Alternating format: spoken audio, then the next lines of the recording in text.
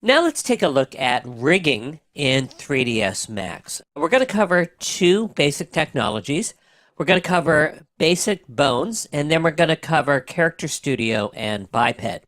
Now there are other rigging options within 3ds Max, and those include the CAT, or the Character Animation Toolkit.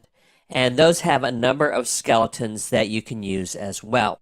So let's take a look at how to create bones in 3ds Max. We're going to start off with that. So bones are what are called a system. So if we go into our Create panel, you'll see under Systems we have bones. We can also find that under Create Bones IK Chain. Now bones are just helper objects. They guide the deformation or the movement of other objects. So let's go ahead and create some bones. Now I have this character here on the screen, and we're just going to create a simple leg chain for this character. Now if I'm going to add bones to a character, I probably will have to freeze it, so that way I don't accidentally select it. So I'm going to right click over this and do freeze selection. And then I'm also going to turn on wireframe, so that way we can kind of see inside this character. Now when you create a bone, it will give you a number of options here. It'll ask you for the IK solver. And if you want to, you can click this on, and this will automatically assign an IK solver to the bone chain. Now IK stands for inverse kinematics, and that allows you to adjust the joint chain using translation instead of rotation. Now we're going to cover IK chains next, so we're just going to focus right now just on the bones themselves. Now in addition to this, we have bone parameters. We have a width and a height, which will be default when we draw them. We can always change these later. And then we also have what are called bone fins.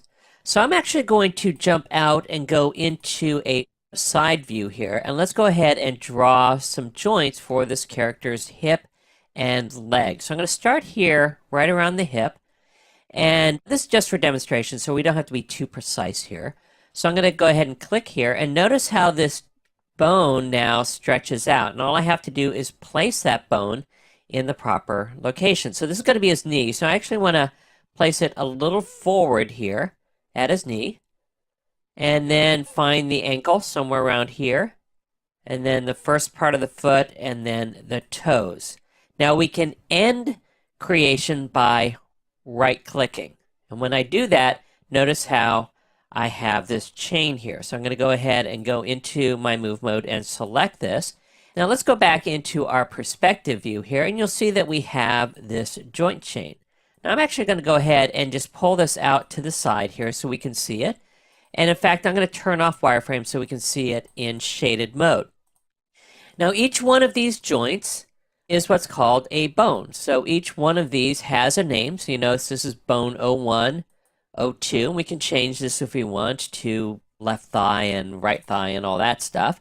So each one of these is a bone, and it's also a hierarchy. So if we look over here, we can see that we have a standard hierarchy of these bones.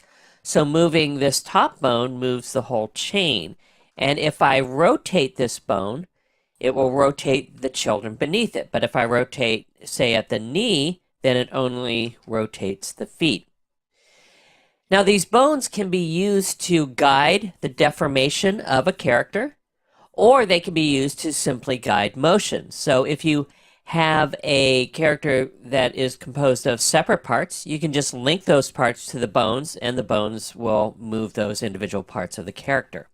Or if you have a solid mesh character such as this, then you'll need to deform the mesh. And if you are going to do deformations, then you will need to fit the bones to the mesh. So I'm going to turn wireframe back on so we can see this. And then I'm going to place this bone in the center of his left leg. Or we could do the right, doesn't matter. So I'm going to set it in the center of the left leg. And one of the things we want to do is that if we are going to use this bone for deformation, we'll want the volume of the bone to match the volume of the character. And we can do that in a number of ways. One of the things we can do is we can actually change the width and the height of the bone. So that's this way, that's the height, and laterally is the width. So we could change the size of the bone this way, I'm going to actually dial that back down because there's a better way of doing this, and that's by using what are called fins. So we can turn on these fins. In this case, this is a side fin. And then we can bring those out, and then if we want to, we can taper these to more precisely align them to the volume of the characters. So you can see that this leg now is pretty much taken up by these fins.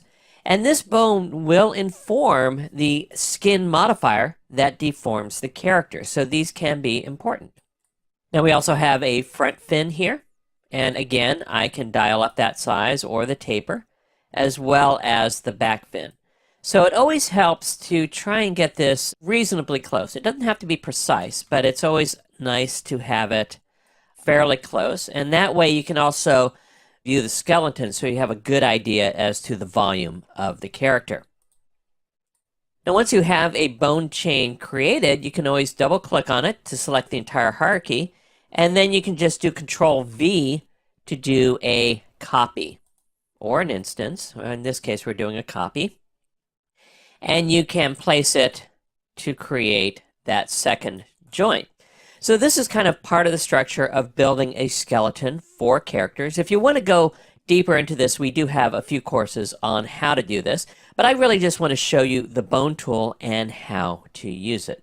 So remember, bones come in and create their own hierarchy, and you can also adjust the size of bones to match that of the character.